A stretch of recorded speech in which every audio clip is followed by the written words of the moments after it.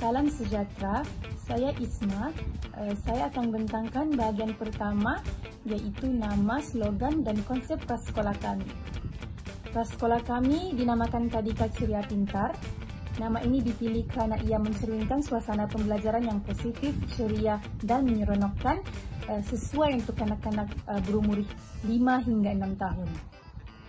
Ceria bermaksud gembira dan selamat, manakala pintar menunjukkan matlamat kami untuk melahirkan anak-anak yang bijak dan yakin diri. Slogan kami pula, belajar sambil bermain, ceria sepanjang hari. Kami menggunakan pendekatan pembelajaran berasaskan permainan supaya murid boleh belajar dalam suasana yang aktif, kreatif dan menyeronokkan. Konsep pendidikan kami adalah pembangunan holistik, meliputi aspek kognitif, emosi, sosial dan fizikal. Aktiviti akan dirancang ikut minat kanak-kanak dengan suasana bilik darjah yang selamat dan mesra. Hai, selamat sejahtera. Nama saya Jessica Jawai. Pada kali ini saya akan membincangkan tentang lokasi prasekolah kami, iaitu Tadika Ceria Pintar. Kami memilih untuk membuka tadika ini di Taman Mutiara Indah, Kajang, Selangor. Lokasi ini dipilih kerana aksesnya mudah, berdekatan dengan jalan utama dan kawasan perumahan. Jadi ibu bapa tidak perlu susah-susah untuk menghantar anak-anak mereka. Yang kedua, kawasan ini sangat selamat. Ada rondaan keselamatan jauh dari jalan besar dan kawasan kilang. Jadi ianya sangat sesuai untuk kanak-kanak yang kecil. Yang ketiga, komuniti di sini mesra keluarga. Ada taman permainan, klinik, perpustakaan dan ramai penduduk yang aktif dalam aktiviti kejiranan. Ini sangat membantu dalam perkembangan sosial dan emosi kanak-kanak. Jadi, dengan lokasi yang strategik ini, kami yakin Tadika Ceria Pintar boleh menjadi tempat pembelajaran yang ceria, selamat dan menyeronokkan untuk semua kanak-kanak. Seterusnya, saya akan membincangkan tentang logo rasmi Tadika Ceria Pintar. Seperti yang kita lihat, logo ini menampilkan 5 orang kanak-kanak dari pelbagai latar belakang yang sedang berpegangan tangan dan tersenyum. Ini melambangkan nilai kepelbagaian, perpaduan dan keceriaan yang menjadi asas tadika kami. Kami mahu setiap kanak-kanak rasa diraikan, disayangi dan diterima tanpa mengira bangsa atau latar belakang. Warna dalam logo ini pula sangat warna-warni dan terang, seperti biru, ungu, merah jambu, hijau dan kuning. Pemilihan warna ini bukan sekadar untuk menarik perhatian, tetapi membawa maksud simbolik. Biru melambangkan ketenangan dan kepercayaan. Hijau mewakili pertumbuhan dan perkembangan. Kuning membawa maksud keceriaan dan tenaga positif. Ungu dan merah jambu pula menunjukkan kreativiti dan kasih sayang. Kombinasi warna ini mencerminkan suasana tadika kami yang ceria, selamat dan menyeronokkan seiring dengan konsep pembelajaran berasaskan permainan. Di bawah logo terdapat slogan rasmi kami, iaitu belajar sambil bermain, ceria sepanjang hari. Slogan ini menggambarkan pendekatan utama kami, iaitu belajar melalui bermain. Kami percaya bahawa kanak-kanak belajar dengan lebih berkesan apabila mereka gembira, bebas meneroka dan rasa dihargai. Kesimpulannya, logo ini bukan sekadar hiasan. Ia mewakili identiti, nilai dan pendekatan pendidikan yang kami bawa di Tadika Ceria Pintar, iaitu tempat di mana kanak-kanak boleh membesar dengan yakin, kreatif dan penuh ceria. Sekian saja daripada saya, terima kasih. Okey, baik. Nama saya Muhammad Syabir Osman. Seterusnya kita akan membincangkan tentang bilangan kanak-kanak dan kaki tangan. Kita fokus kepada bilangan kanak-kanak. Jumlah keseluruhan kanak-kanak yang dirancang ialah 20 orang kanak-kanak. Terdiri daripada 10 orang yang berumur 5 tahun dan 10 orang yang berumur 6 tahun. Justifikasi bilangan nisbah guru murid lebih efektif. Dengan hanya 20 murid, kita dapat mengekalkan nisbah guru kepada murid yang sangat optimum, iaitu 1 bersamaan 10. Ini membolehkan guru memberi tumpuan individu dan memantau perkembangan setiap kanak-kanak secara menyeluruh. Pengurusan ruang yang cekap. Saiz kecil ini membolehkan penggunaan ruang yang lebih fleksibel, kondusif dan terancang. Penting dalam topik pengurusan fasiliti pendidikan awal kanak-kanak.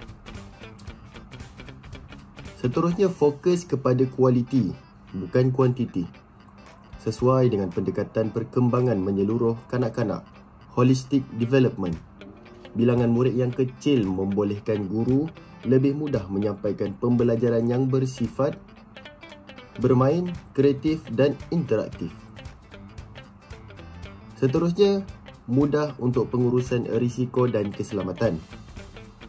Dalam situasi kecemasan atau aktiviti luar, jumlah yang kecil memudahkan guru untuk mengawal dan memastikan keselamatan setiap kanak-kanak.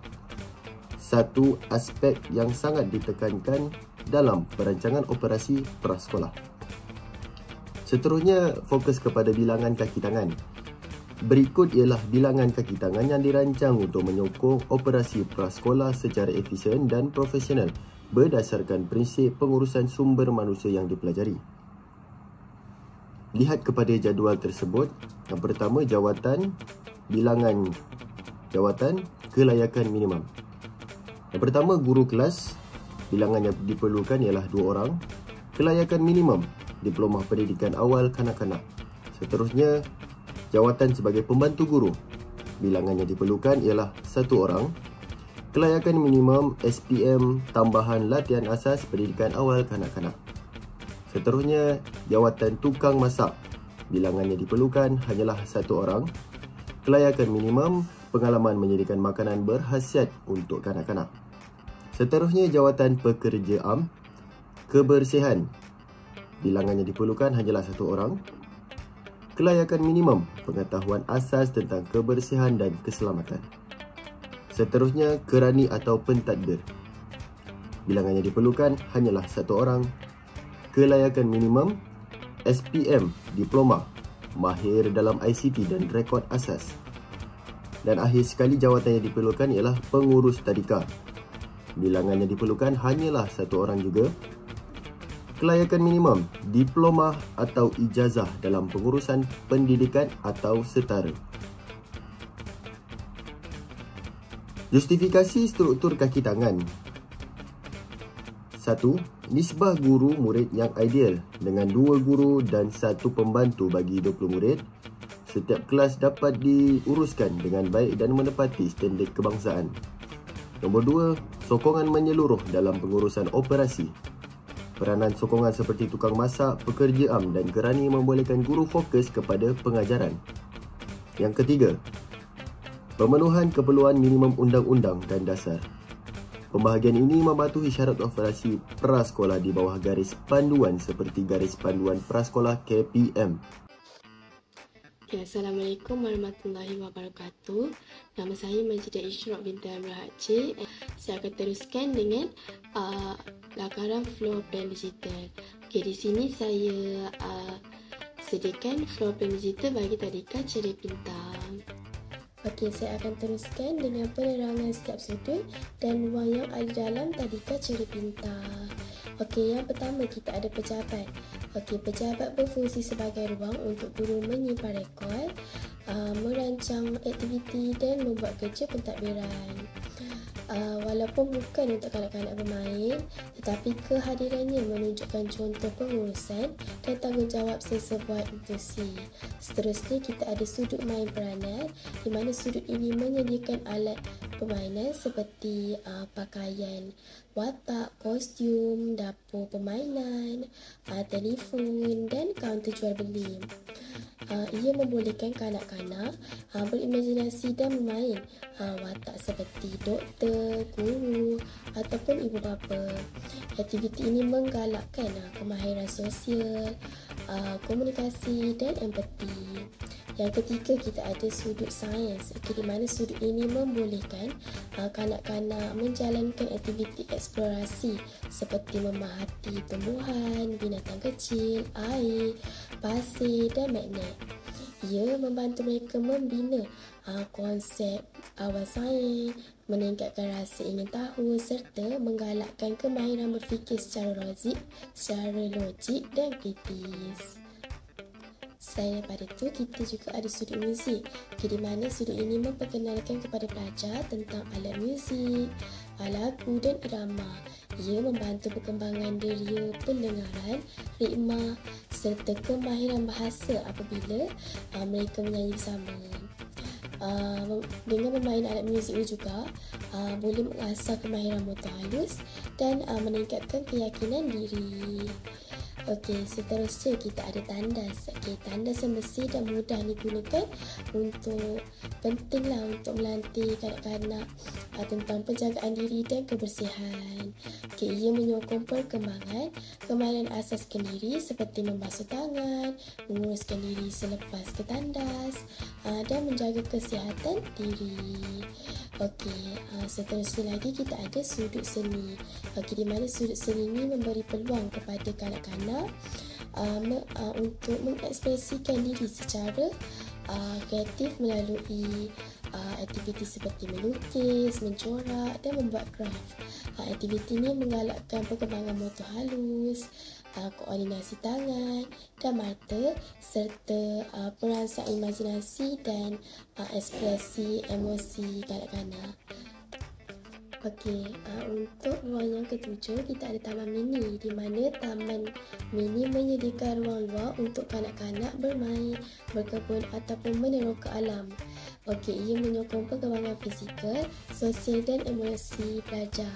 Okey, aktiviti luar ni juga membantu mereka mengenali tumbuhan, serangga dan menanamkan sifat dalam diri orang betapa pentingnya menjaga alam sekitar. Okey, yang terakhir kita ada ruang bacaan, di mana ruang bacaan ni menyediakan bahan bacaan seperti buku bergambar, buku cerita ataupun kad imbas. Ia merangsang minat membaca, memperkaya kosakata, membina pemahaman bahasa dan merangsang imajinasi. Ia juga menarik dan menggalakkan tabiat membaca sejak awal usia. Sekian sahaja daripada saya. Terima kasih. Saya serahkan kepada orang seterusnya. Assalamualaikum, nama saya Nurfati Amira. Hari ini saya ingin membentang jadual harian program yang bertema makanan sihat untuk badan yang sihat. Aktiviti ini dirancang khas untuk kanak-kanak yang berumur 5 tahun hingga 6 tahun. Program ini juga akan berlangsung selama 1 minggu yang bermula pada hari Isnin dan juga hingga hari Jumaat. Program ini juga mempunyai pelbagai aktiviti yang menarik dan juga menyeronokkan yang akan berfokuskan tentang pendidikan pemakanan sihat. Setiap hari pada pukul 7 hingga 8 pagi dengan ketibaan murid dan aktiviti bebas. Ini memberikan peluang dan ruang kepada kanak-kanak untuk menyesuaikan diri secara santai dan mereka boleh berinteraksi bersama rakan sebaya mereka. Seterusnya pada jam 8 hingga jam 8 pagi, murid akan menyertai nyanyian, doa dan senaman ringan bagi memulakan hari dengan semangat, ceria dan kesihatan fizikal yang baik. Dari jam 8.30 hingga 9 pagi, pelbagai aktiviti diperkenalkan seperti sesi soal jawab, bercerita dan senam berlagu yang bertemakan makanan sihat, termasuklah ulasan mingguan pada hari Jumaat untuk mengukuhkan lagi kefahaman mereka. Bagi sesi jam 9 pagi hingga 9.30 pagi pula, aktiviti pembelajaran yang lebih berstruktur dijalankan seperti padankan gambar, eksperimen rasa makanan. Contohnya, murid boleh mengenal pasti dalam setiap makanan dengan rasa masam, manis dan lain-lain. Murid menyusun piramid makanan dan kuis sehat atau tidak sehat. Hari Jumaat pula diisi dengan cerita bergambar yang berkaitan dengan makanan. Kemudian, murid akan menikmati rehat pada jam 9.30 pagi hingga jam 10 pagi. Sambil murid-murid mengamalkan makanan sihat yang telah diajarkan di dalam program tersebut.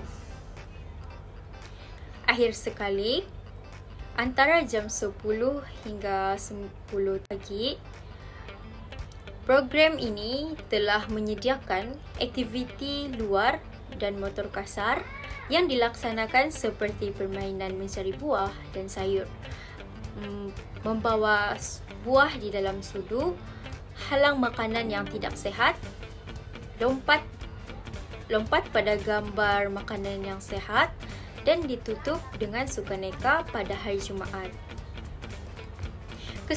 Keseluruhan program ini pula bukan sahaja untuk mengajar kanak-kanak tentang pentingnya makanan sehat, tetapi menggalakkan kanak-kanak untuk belajar secara aktif melalui permainan pergerakan dan pengalaman berlangsung pada program tersebut. Sekian pembentangan daripada saya. Terima kasih. Okey, baik, kita telah sampai di penghujung pembentangan.